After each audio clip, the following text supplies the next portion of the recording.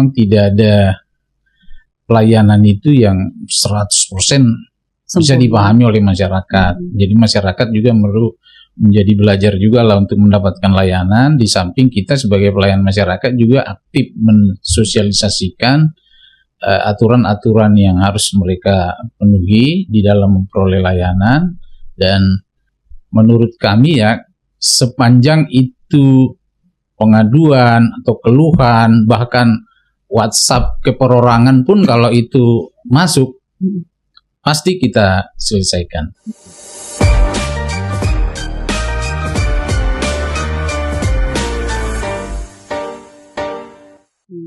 Nah, kita lihat dulu nih ada polling di sini. Nanti silakan Pak Hunter dan juga Mas Aji menanggapi. Yang pertama ini kita lihat ya, pernah melapor layanan publik ke Ombudsman RI. Nah, ini 12% bilang pernah tapi nggak dilanjutin. 74% katanya belum pernah. Nah, ini juga 8% pernah tapi belum diselesaikan. 6% sisanya pernah tapi belum direspon. Silakan menanggapi, mungkin Mas Aji dulu. Ya memang ini dari tahun ke tahun sering mendapati yang seperti ini begitu ya di kami, meskipun memang kami harus akui bahwa kata ombudsman itu seringkali asing mungkin ya buat banyak orang ya, karena ini memang asal katanya dari bahasa Swedia gitu, dan artinya itu lebih kepada masalah representatif gitu ya. Dan memang kami walaupun sebetulnya setiap tahunnya sering melakukan sosialisasi begitu ya, edukasi kepada masyarakat juga melalui sosial media. Saya kira masih belum banyak yang kemudian memahami apakah mereka punya permasalahan pelayanan publik atau tidak, menyadari bahwa mereka punya hak untuk bisa mendapatkan pelayanan publik yang baik, atau memang pada akhirnya merasa bahwa saya belum bisa teryakini kalau saya lapor maka laporannya akan ditindaklanjuti. Ada banyak faktor gitu ya kenapa akhirnya seperti itu. Tetapi menarik ketika ada angka 12% yang mengatakan di situ pernah dan ditindaklanjuti begitu ya. Nah, kami sih sebetulnya sangat berharap bahwa ya promosi dari mulut ke mulut itu menjadi sesuatu yang kami harapkan gitu ya, ketika orang sudah mengakses layanan baik itu ombudsman ataupun pengaduan di setiap instansi begitu. Karena kami juga mendorong untuk setiap instansi bisa memperbaiki terus kualitas pengelolaan pengaduan mereka, maka harapannya tidak hanya ombudsman yang tidak hanya ombudsman yang nantinya akan cukup dikenal, tetapi lebih kepada bagaimana masyarakat memahami lebih jauh mereka punya hak loh untuk mendapatkan pelayanan publik yang lebih baik. Terkadang ketidaktahuan mereka ya udah terima-terima aja. Emang saja, begini kali gitu. Layanan publik di tempat saya gitu kali ya. Padahal mereka punya hak untuk mengadukan ketika tidak merasa puas gitu ya. Baik, kalau Pak Hunter silakan menanggapi Pak dari polling ini. Iya, polling sih ya hasilnya seperti ini ya, tapi memang tidak ada pelayanan itu yang 100% bisa dipahami oleh masyarakat. Jadi masyarakat juga perlu menjadi belajar juga lah untuk mendapatkan layanan. Di samping kita sebagai pelayan masyarakat juga aktif mensosialisasikan aturan-aturan yang harus mereka penuhi di dalam memperoleh layanan. Dan menurut kami ya, sepanjang itu pengaduan atau keluhan, bahkan WhatsApp keperorangan pun kalau itu masuk, pasti kita selesaikan, gitu ya. Jadi masyarakat nggak usah ragu memberikan keluhannya apa terhadap layanan. Bahkan di AHU dan di KAI itu sudah disediakan di situ modul-modul edukasi terhadap satu jenis layanan itu sudah ada. Jadi bagaimana memperoleh satu jenis layanan itu sudah ada di sana, bahkan persyaratannya dan waktunya kapan dan seterusnya gitu. Tapi kan kadang-kadang juga ada masyarakat maunya cepat, gitu kan. Oh nggak masuk akal dong sampai 3 bulan misalnya untuk merek. Kan itu kan ada proses yang harus dikerjakan. Padahal sudah dijelaskan gitu ya kenapa 3 bulan prosesnya ABC. Iya. Tapi ya inilah jadi tugas kita sebagai pelayan juga mengedukasi juga lah terhadap masyarakat bagaimana untuk mengakses layanan. Ya, jadi jangan belajarnya ke orang lain yang tidak paham kemudian menyesatkan gitu ya.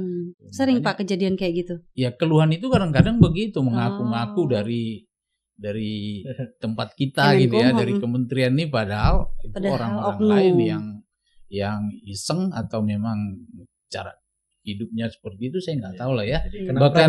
Bahkan tidak jarang kita punya foto dipakai gitu ya untuk transaksi dan sebagainya itu nggak jarang karena sekarang ini kan masyarakat aktif semua dengan media sosialnya kan seperti itu. Kalau kami di Inspektorat Jenderal kanal kami cukup banyak ini sebenarnya ya. Kalau masyarakat mau menggunakan aplikasi lapor pasti ditindaklanjuti. Aplikasi whistleblowing system ada, kotak pengaduan ada, medsos juga ada.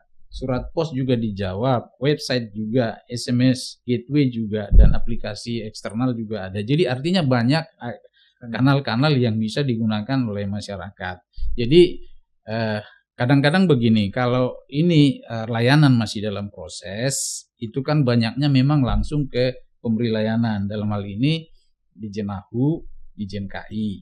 Tapi kalau memang masyarakat merasa ini sudah di luar kewajaran, ya silakan langsung ke Inspektorat Jenderal. Kami akan tindak lanjuti untuk perbaikan layanan di Kementerian Hukum. Biasanya kalau masuk internal ke Kemenkum itu gimana prosesnya sampai ada tindakan?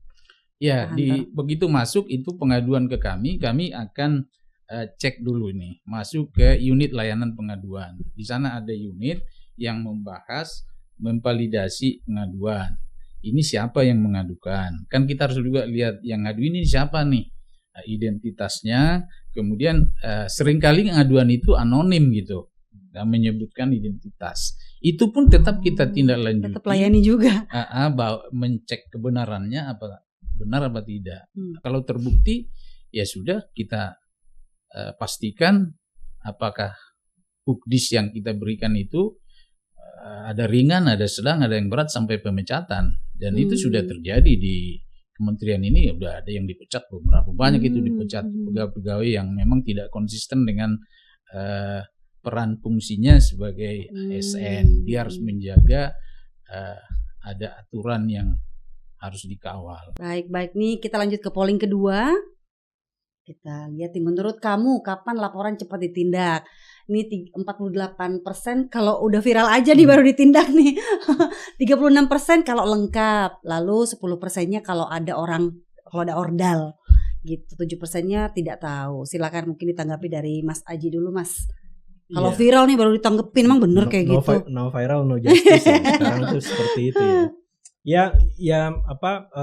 Ini yang sebetulnya menjadi cerminan bahwa masih banyak PR yang harus dilakukan oleh instansi penyelenggara pelayanan publik ya, agar masyarakat punya trust yang lebih tinggi. Kalau saya menyampaikan keluhan terkait dengan masalah pelayanan publik itu akan ditindaklanjuti gitu. Jadi membangun trust ini yang seringkali nggak mudah gitu. Di beberapa negara luar sekarang justru mereka sudah tidak lagi menerapkan survei kepuasan masyarakat, tetapi survei kepercayaan gitu, trust survey. Dan itu yang sebetulnya menurut saya menarik gitu, sehingga harusnya kita bisa terus menampilkan wajah pelayanan publik yang betul-betul sangat berorientasi kepada masyarakat gitu ya, pengguna layanannya. Termasuk juga akhirnya ketika mereka menyampaikan pengaduan dan pengaduannya bisa ditindaklanjuti dengan baik. Tadi sebetulnya tidak hanya Kementerian Hukum, Pemda pun juga sebetulnya punya banyak kanal-kanal yang tersedia begitu ya untuk bisa diakses oleh masyarakat. Dan ya kalau kami melihat biasanya masyarakat yang sudah putus asa nggak tahu mau kemana, itu tertujunya di surat tuh bisa banyak tuh Pak ya. Kementeriannya, presiden, ombudsman, CC gitu ya, CC-nya banyak. Yang belum mungkin Tuhan Yang Maha Esa begitu ya. Ya, tapi ya memang itu cukup banyak begitu yang disampaikan. Artinya apa? Harapan untuk kemudian keluhannya bisa ditanggapi gitu. Dan memang akhirnya yang sering kami dapati banyak yang tidak menanggapi. Barangkali juga karena tertujunya salah begitu ya, artinya tidak punya kewenangan untuk menindaklanjuti. Maka lebih tepatnya kalau memang best practice gitu. Kesuksesan setiap instansi dalam menyelesaikan setiap pengaduan itu bisa ditampilkan, bisa dipublikasikan kepada masyarakat. Itu mungkin menjadi salah satu hal yang bisa membuat masyarakat mengetahui begitu. Oh, kalau ada orang yang mengeluh ke instansi A, pasti akan diselesaikan loh gitu. Saya akan coba gitu. Dan ketika itu berhasil, dia bisa sampaikan kepada yang lain gitu. Saya kemarin mengeluh tentang ini loh ke instansi ini dan ditindaklanjuti loh gitu. Oh gitu ya, saya juga deh gitu. Dan itu akhirnya akan membangun trust begitu. Dan harapannya sih sebetulnya kalau trust itu sudah terus terbangun, masyarakat akhirnya beralih tidak lagi mempublikasikan itu, menyampaikan itu, mendistribusikan itu di sosmed mereka, tapi lebih menggunakan kanal-kanal yang resmi gitu, yang disediakan oleh instansi penyelenggara pelayanan publik. Kalau Pak Hantor dari point of view-nya Kemenkum sendiri untuk membangun trust ini gimana Pak? Saya pikir trust-nya itu memang harus kita jaga ya. Tapi kalau bicara harus ada